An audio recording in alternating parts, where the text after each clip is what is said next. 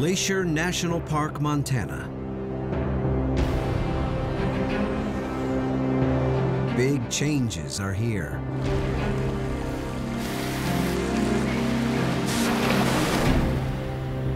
Wow, this is crazy. Some marvels fight to endure.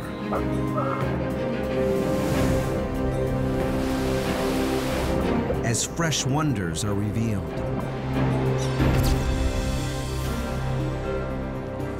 What new wilderness will emerge?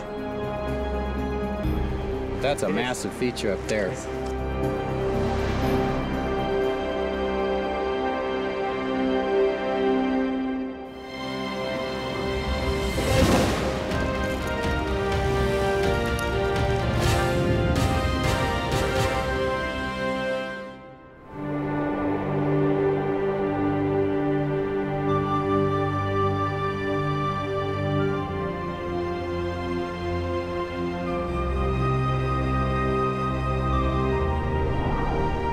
Glacier National Park.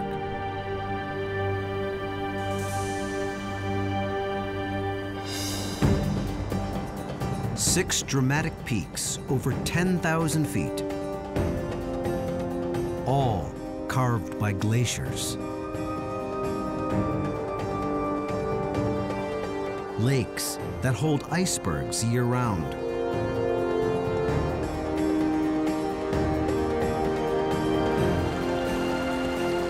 Countless waterfalls, fed by melting snow and ice.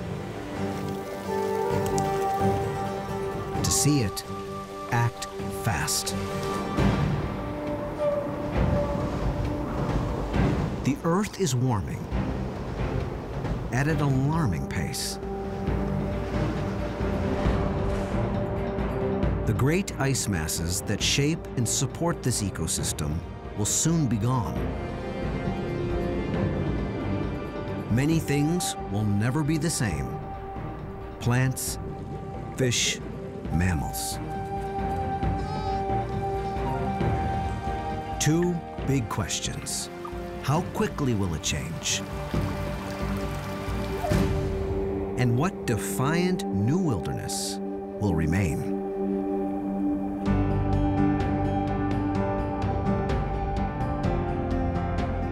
To find out, teams of scientists. This is a brand new thing going on here. Explorers. You think I should go a little higher? And adventurers. There's a lot of unknown. They fight to keep up with the speed of change. To predict what will happen next in an environment already extreme.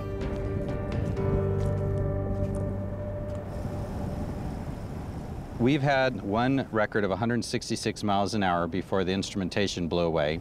We recorded 100-mile-an-hour winds for 13 hours straight.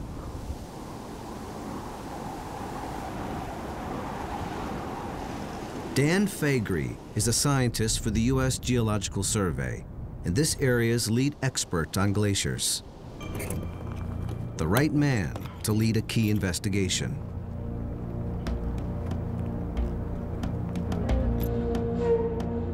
The subject, once the park's largest glacier. Its name, Blackfoot. 2 years ago, it looked something like this. Then,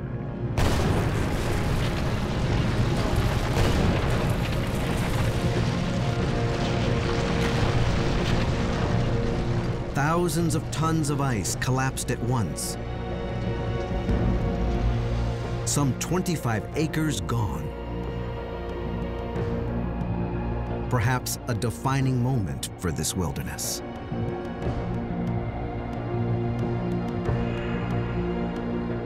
Only Dan can say for sure. He's been desperate for an up-close look at the collapse. Let me get that one out. We need to get in and see what's happening in this glacier. It's just now coming out from under the snow. We want to do some mapping and look at this because it's a pretty dramatic feature. Yep. Okay, you all set? Yep.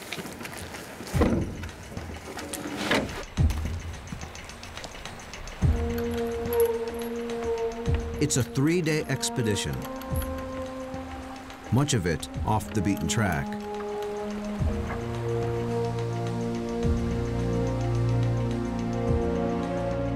What they find will help Dan estimate how long before all the park's glaciers are gone for good.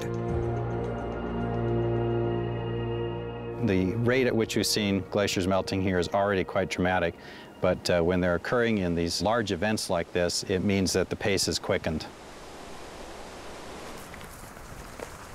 The success of this mission is still uncertain. Weather has stopped them before. Rain, lightning, fog, snow. All a gamble. Most of the year, Glacier looks like this.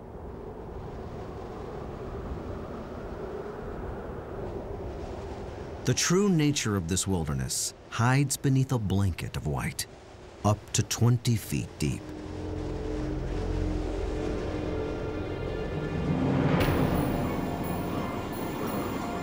Then everything changes.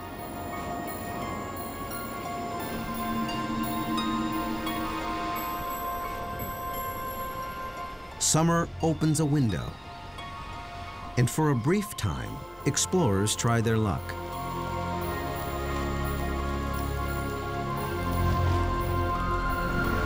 For tourists, the Going to the Sun Road opens clear through.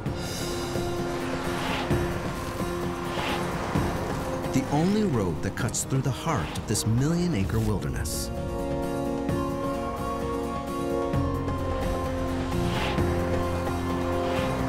This road is how some 2 million visitors a year taste Glacier's splendor as they travel 50 miles from one side of the park to the other. But beyond the blacktop, safe passage in this region is less certain.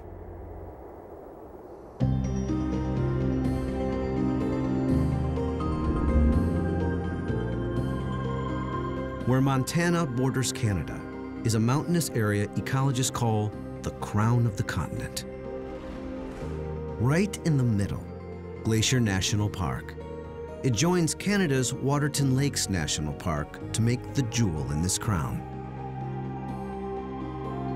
The Continental Divide splits it all into 2 unpredictable weather systems.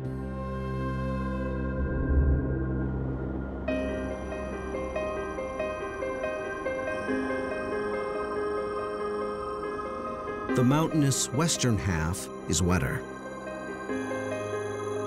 getting its weather from the Pacific Ocean. The eastern half is drier and adjoins the vast plains of the Midwest.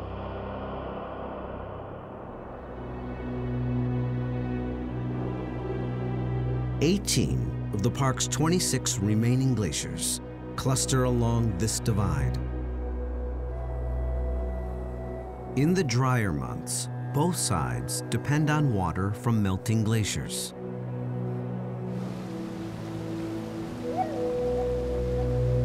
But for how much longer?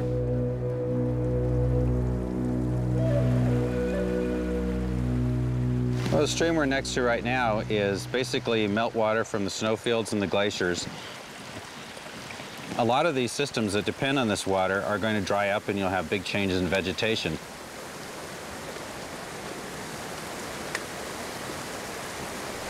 At more than 50 sites throughout the park, scientists monitor the habitat, biology, and chemistry of streams and waterways like this, with some startling results.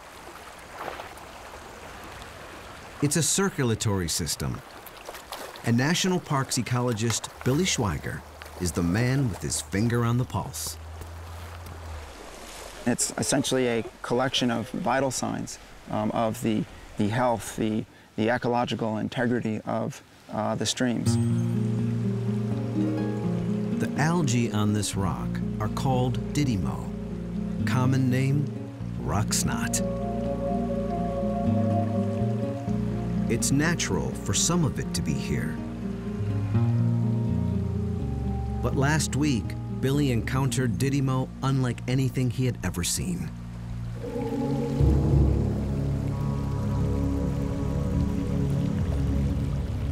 Look at this.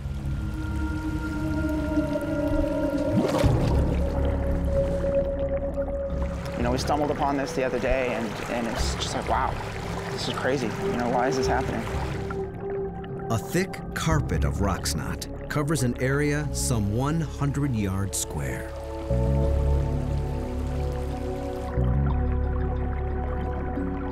Possibly the park's largest bloom ever. So the texture is very much like wet cotton. Feels like walking on shag carpet. For an aquatic insect trying to live in this, they want it to look like that, right? But it looks like this. This is a completely qualitative change in what this stream is like. Didymo is beginning to bloom in large mats elsewhere as well, likely driven by warming water. These kinds of blooms of didymo did not occur 5 or 10 years ago. With water temperatures increasing, with the summers getting longer, there's a good chance that this will continue to increase. We definitely have to watch this really carefully. Didymo choking the waterways may imperil fish. Fish already threatened by disturbed habitat, changes in temperature patterns, and invasive species. Yet there is hope that nature's resilience will win over. All right, all aboard. Let's go catch some bull trout.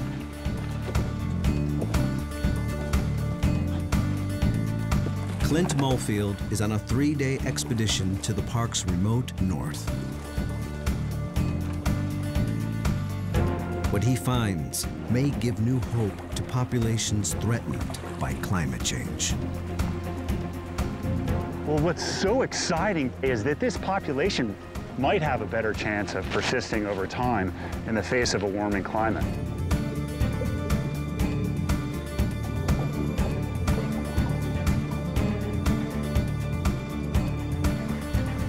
This team of USGS fisheries researchers paddles across lower Kintla Lake. Below them, the type of biological change common throughout Glacier National Park. These native bull trout are threatened by invasive species.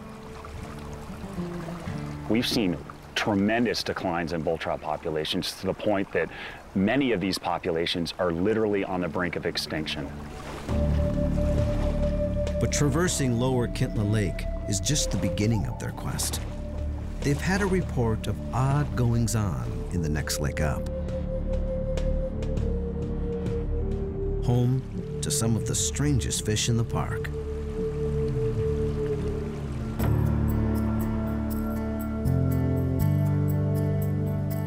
Clint and his USGS crew hike upstream, deeper into the backcountry, to upper Kintla Lake. Their mission, to find out how the fish in upper Kintla survive and thrive.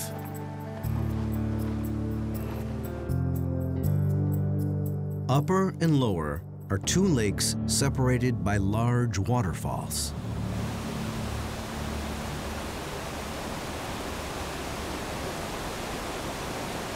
Barriers that stop invasive fish from swimming upstream. The upper Kintla population has not been perturbed at all. It's remained like it is today over 10 to 14,000 years.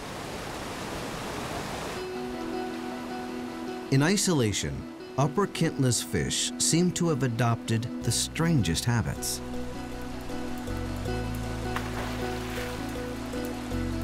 For one, they are cannibals.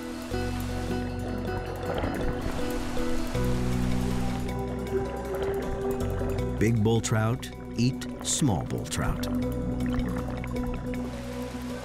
It's obviously working for the population.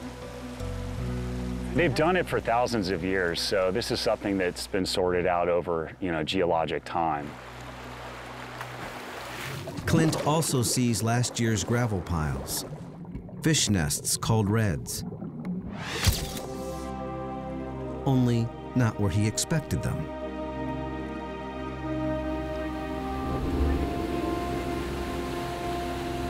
Fish usually go upstream to spawn,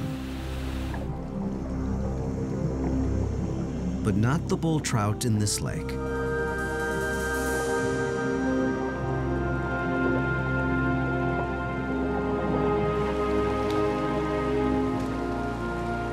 They capture young.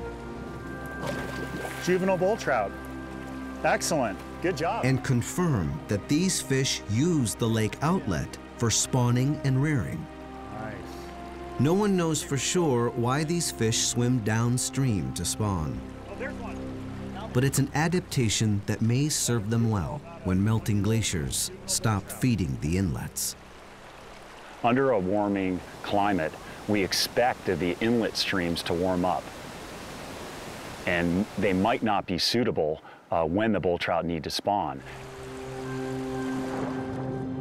The outlet stream, it's always going to be supplied with water, and that creates some really good habitat.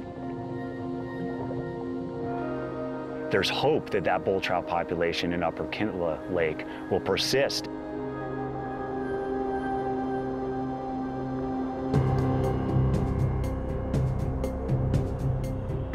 As the glaciers disappear and temperatures rise, many waterways in the park will get warmer. Most fish will feel it. And at least one human.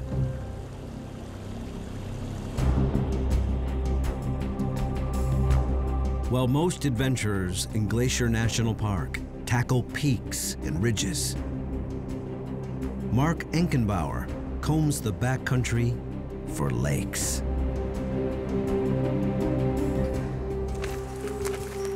I've stared at the map and I've just learned this 1,000,000 acres so much that I've kind of started looking at it more in terms of a series of drainages. You know, a lot of people think of it as a park of peaks. I see it as a park of lakes. Mark is 6 years into an 8-year quest to jump into all the named lakes in the Waterton Glacier Wilderness, some 168. Definitely not a bad view.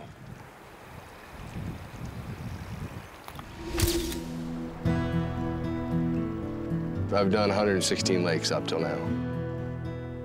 Often these lakes sit off the beaten track. Average maximum temperature, rarely above 50 degrees. Some hold icebergs. This project's made me very attached to the park. It's kind of started off as being just a personal endeavor. It's definitely evolved into almost kind of a celebration of life for me.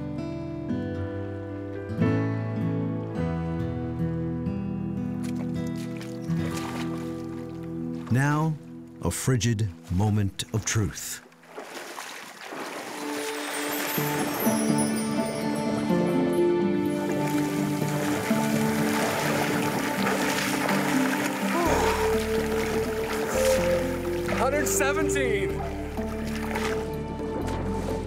Mark has turned his endeavor into a charity event, raising money and awareness for children with cancer. It's like all the rest of them. Chilly.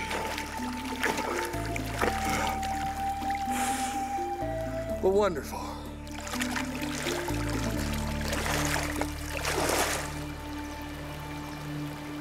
Mark has 50 or so lakes left. He'll be done in a few years. The question everyone wants to know, could temperatures change that quickly?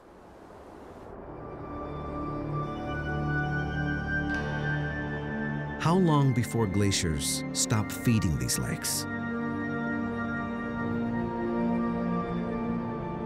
By recent estimates, the year 2030.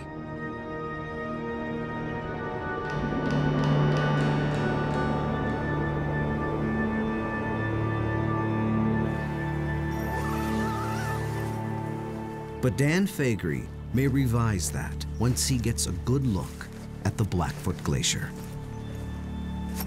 And we're going to go to a ridge across the way and see if we can get to the area where the glacier collapsed.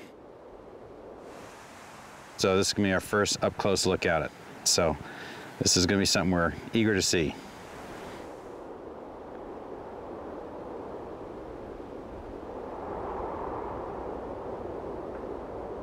It's day 2 of Dan Faegre's expedition.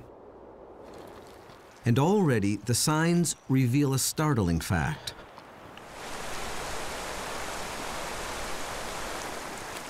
Glacier National Park and areas like it are warming much faster than the rest of the planet. One thing that's pretty typical of mountains like this is that they're warming at 2 to 3 times the global rate. So that has profound implications for the types of change that we're going to see in mountain ecosystems. The likely reasons: more humidity, fewer clear nights, and less snow cover on the mountaintops. To get more evidence, Dan also looks right beside the path. Important clues hide in the trees. Trees are a wonderful accomplice for us, so to speak, in deciphering the mystery of climate changes. Many of these trees are 400 years old. Some in the park are 900.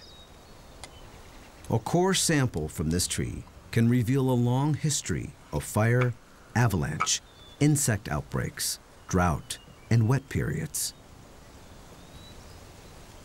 And if we do this for a whole host of trees, get, say, several hundred of these kind of cores, we can tell what the whole forest has been experiencing. We can reconstruct drought periods from 400 years ago. So this is a window into the past. What's immediately obvious: the trees are on the move. For centuries, persistent snow has kept conifers back from the flower-filled meadows. With warmer weather and less persistent snow, the meadows are under siege. Well, what's going to happen is that these trees will continue to be successful in invading these open areas. So eventually you'll see a kind of a sloping invasion that eventually from both sides meets in the middle, and then you've cut off that meadow. So this is clearly a result of a changing climate.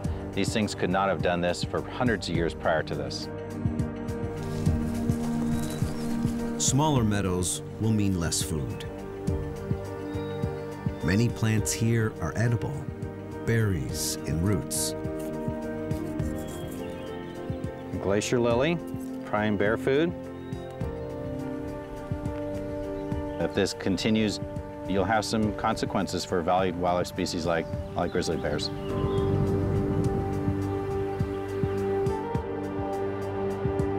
Are bears threatened by these changes? It's Kate Kendall's job to find out. And she's found a revolutionary way of doing it. Let's look at the sample. I think it might be grizzly. Kate takes hair samples from trees that grizzlies and black bears like to rub on. This is really a great rub tree. It's had a lot of use from bears. It's got a lot of bite marks on it and claw marks. A few pieces of barbed wire ensure she gets all the DNA she needs. From just a few hairs that have roots on them, we can get information about the species, sex, and individual identity of the bears. No one knows why different bears like to rub against the same tree. But remote cameras may provide some clues.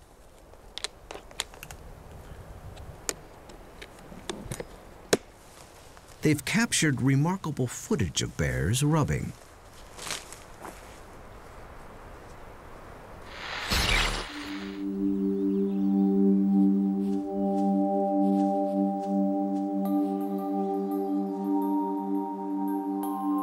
Footage beyond Kate's imagination. The first footage that we got was just unbelievably amusing.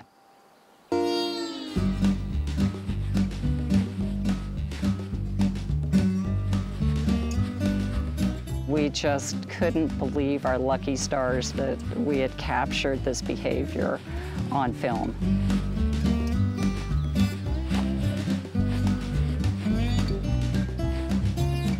Every time we go check a camera and bring the film back, it's like, you know, Christmas and Easter and everything combined.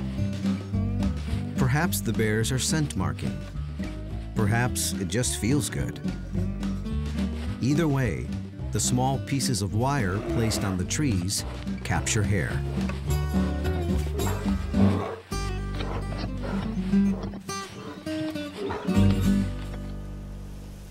The DNA from that hair tells us how much bears rely on Glacier.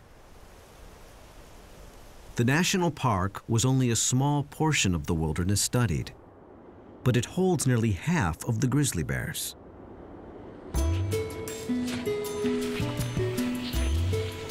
%46% of the individual bears that we identified were just in Glacier National Park, which was 13% of the study area. So a very dense population in Glacier. Around 240 grizzlies live in the park area. They depend on plants like those found in meadows for about 80% of their diet. If those meadows shrink, so may the park's bear population. But Kate remains optimistic.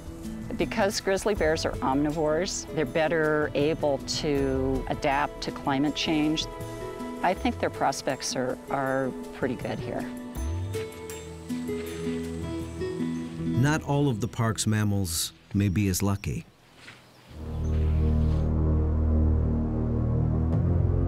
It seems one of this area's most remarkable creatures depends on snow beyond anyone's expectations. The wolverine. Wolverines resemble miniature bears. Technically, they are weasels, but with incredible strength.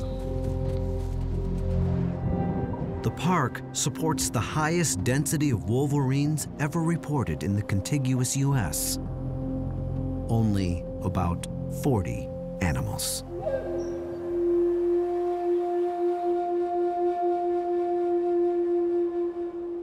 Biologist Jeff Copeland travels high in Glacier National Park. This is it. This is where they like to live. Jeff investigates wolverine habitat. He does it to find out how much wolverines rely on this landscape. So far, the results are astonishing. There's only been a handful of wolverine studies done in the world, let alone in North America.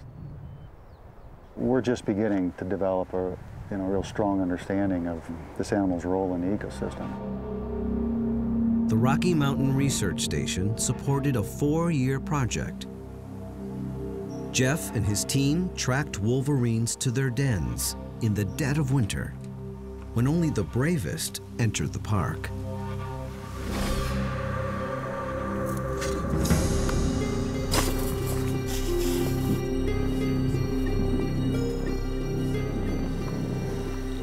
Here's little baby.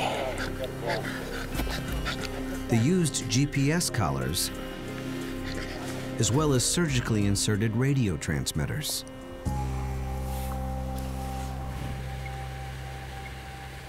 This work began to reveal a remarkable life history. They found the young stay with mom for 8 to 9 months. Then they may spend a year with the father. From him, they likely learn how and where to find food.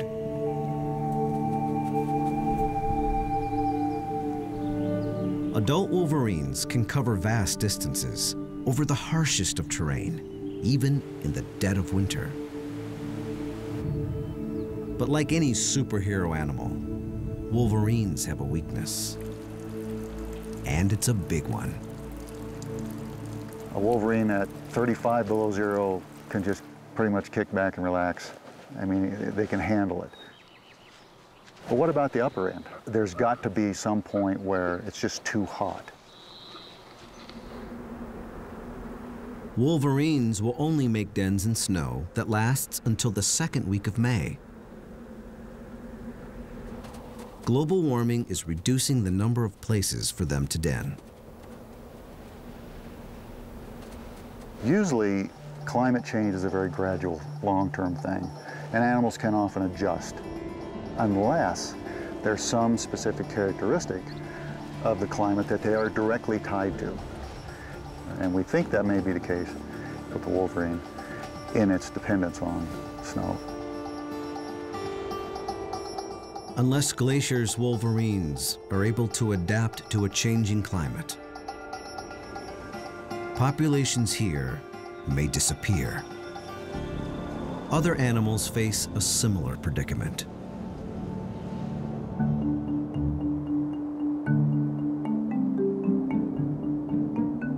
One may be more vulnerable to global warming than any other mammal in the lower 48. It's called a pika, an elusive species with extraordinary qualities. Lucas Moyer-Horner searches for pikas in high-altitude rocky outcrops. He studies their behavior and tries to get a count.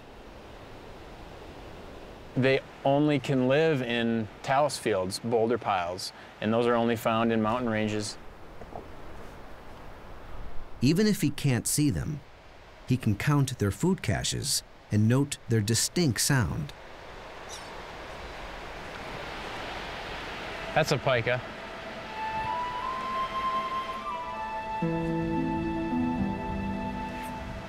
Okay, here's a pika hay pile. Few visitors get to see a pika, but just when you least expect it.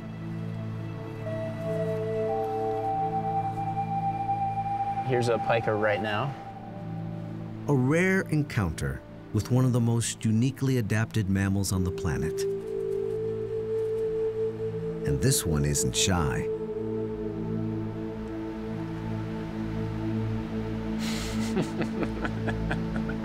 I've never had him do that before. It most likely wants the salt from the sweat on Lucas's clothes.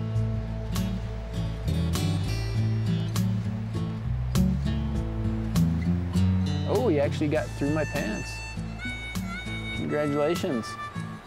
You shoot a hole through my pants. Pikas are used to getting nutrition from unusual places.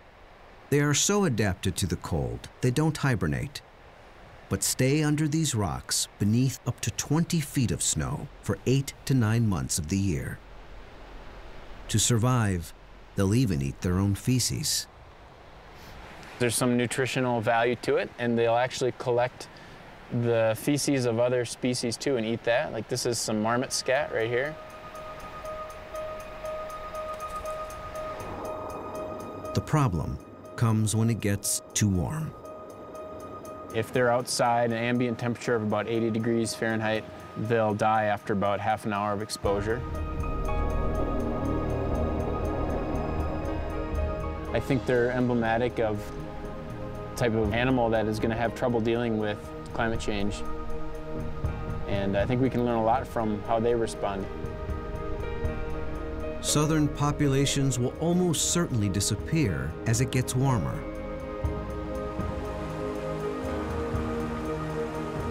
The only question, how long before that happens here? There are a lot of changes here. Glacier Park's going to look a lot different without snow and ice. Dan reaches a major milestone on his hike to Blackfoot Glacier. He gets his first good look since part of it collapsed 2 years ago. Even at a distance, he's shocked.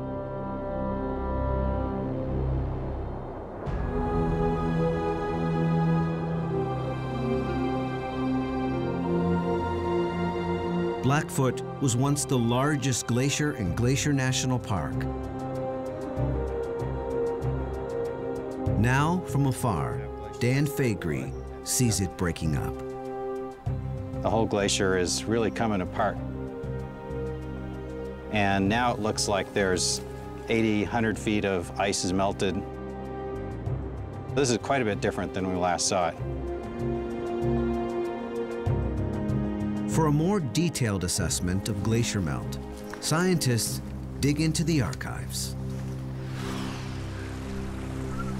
A good view of a glacier is precious to an expert like Dan. Yep, okay, we're getting closer.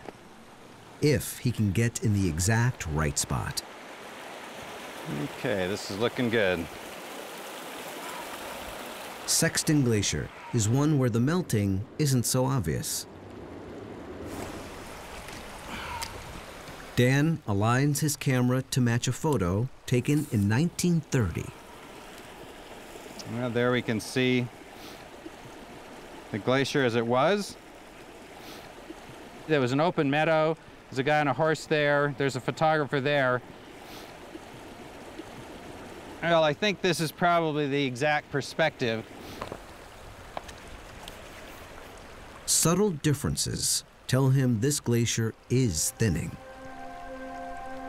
Elsewhere, old photographs side by side with new shots show extreme changes.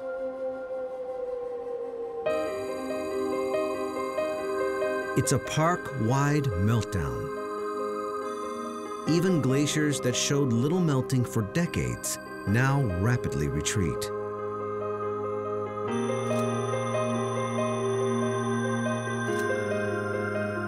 And that's not the only change Dan sees. Notice the species of conifer. This entire scene is changed because there's no longer white bark pine here. They've been killed.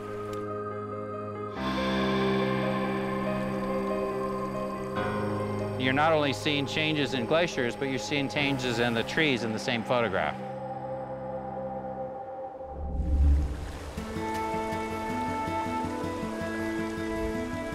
Those missing trees, white bark pine, can still be found in the park.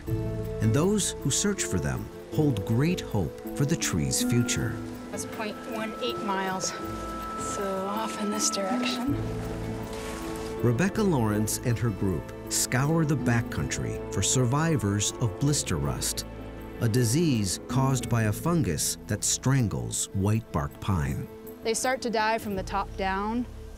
This is pretty typical. The white bark population in Glacier used to be a fifth of the forest, and there are huge stands throughout the park that are just decimated and just skeletons, essentially. The fungus was accidentally brought to North America from Europe around 1910. How it may spread with global warming, no one knows for certain. This pine's seeds are high in fat. They're a key food source for many species. So every pine lost hurts.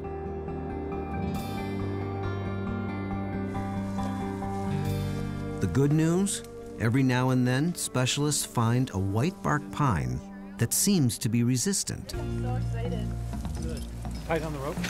Climb away.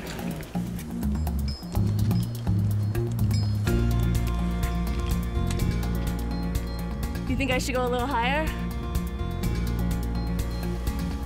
Stacy Jacobson Burgard climbs 30 feet in search of just the right cones. The pollen cones look really healthy. They look beautiful. there's a chance that the seeds may also grow into trees resistant to rust. So these are the female cones for next year. They take 2 years to develop. In the meantime, they can be eaten by squirrels and birds. Well, this is a cone that's been predated by probably a squirrel.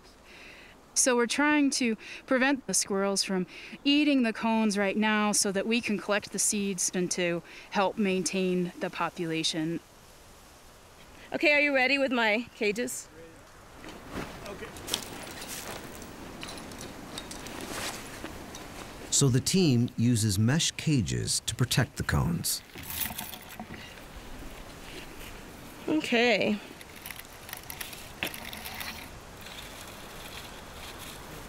I'm going to just check the bottom again. Make sure that I don't have any openings there for critters.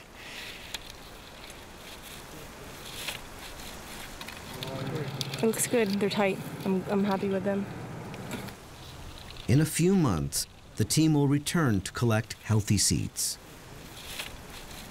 They'll grow them in a Forest Service nursery and replant the young trees in the wild. Already, more than 6,000 have been planted. Our last white bark pine planting had 72% survival. It makes me feel like maybe we can help the species stay without slipping over the edge of extinction. Glacier Park managers fight to protect plants and animals threatened by warming.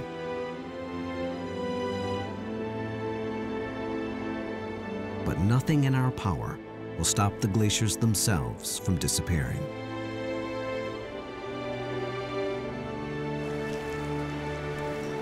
It does look steeper than we thought, doesn't it? Dan Faegre and his group hike their last mile to Blackfoot Glacier and the section that collapsed.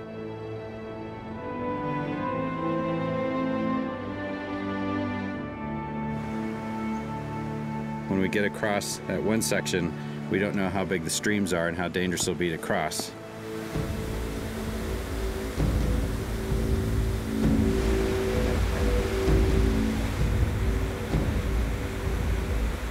What they find will help estimate how long it will be before all the glaciers are gone for good.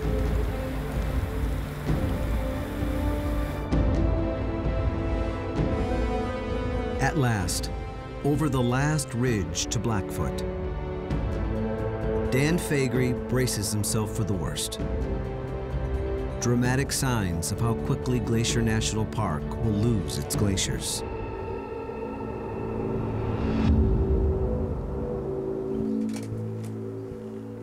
But what they find first is a paradise, revealed by the receding glacier.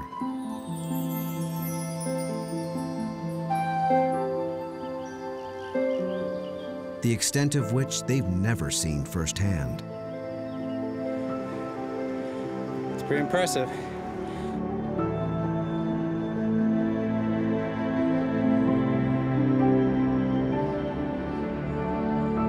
Blackfoot Glacier has carved the rocks here into shelves and steeps.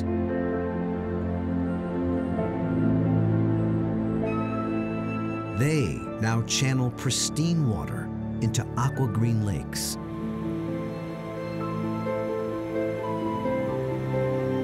And spectacular cascades.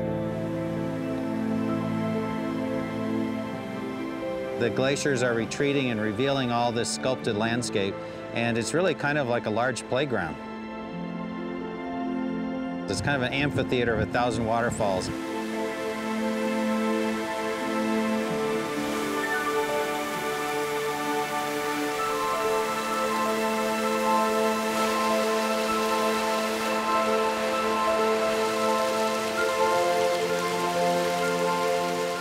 Just on the edges, there's a little bit of fringe of vegetation.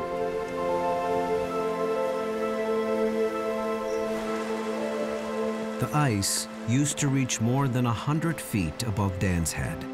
Now, he walks on bare rock. As the glacier retreats, it leaves a signature. And you can see all the striations where rock that was embedded at the bottom of the glacier has scraped across this. That's a very telltale sign that this area has been heavily worked by an active glacier.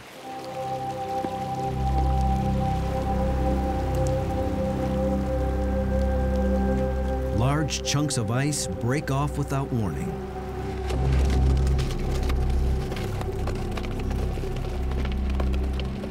We would try to get up on high ground. We have to move very quickly.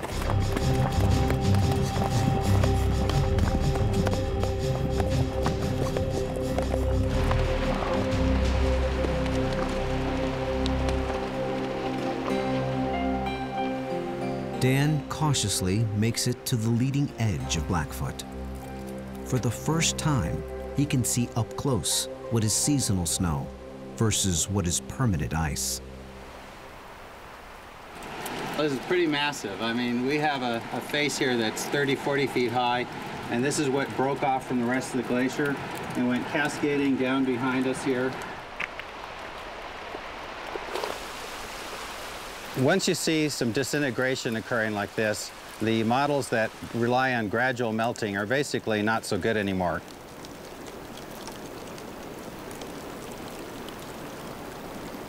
These glaciers are definitely melting 3 to 4 times faster than they used to.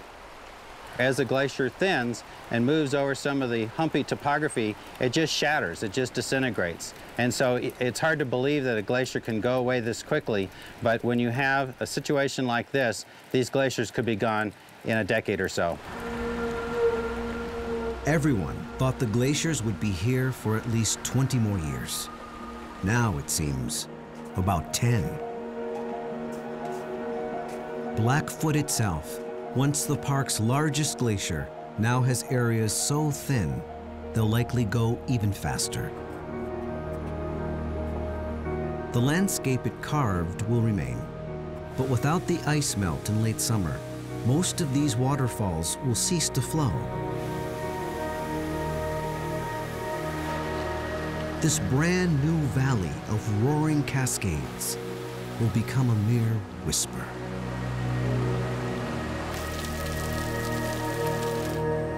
It'll definitely be sad to see the glaciers go. But when you see this sculpted landscape, it's really a very kind of aesthetic area to be in. This is going to be an interesting part of the park for a long time, even after the glaciers are gone.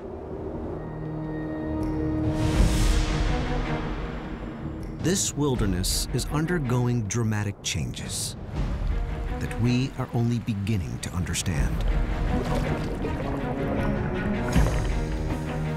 Plants and animals have little time left to adapt to a warmer park.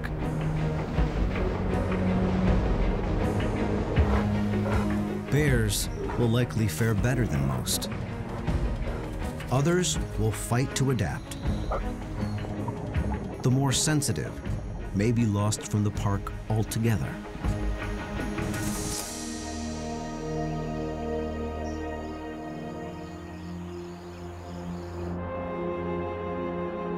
What will remain is a dramatic new landscape.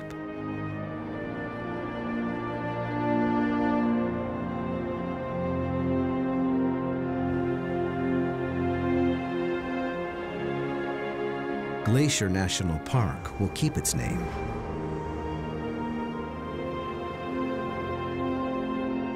Even when the ice is gone, the impact of the glaciers will live on.